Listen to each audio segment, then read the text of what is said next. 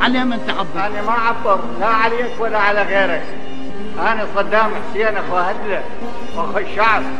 أنا مباشر وصريح. هسه أنت متهم بقضايا قتل أبناء متهم أو ما متهم، هي وقولت أي طفل عراقي.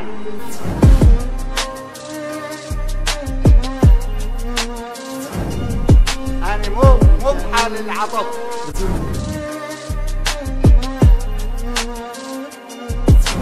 عند الإعدام قدرت أي عراقي، أخاف من الإعدام. أنا بس من الله خاف، ومو هسه الساعة احنا يعني مو هسه هو يخاف ولا ما يخاف. احنا طلاب مدارس وما خفنا، طينا حياتنا شريناها لله سبحانه، وأراد الله أن يبقينا أحياء.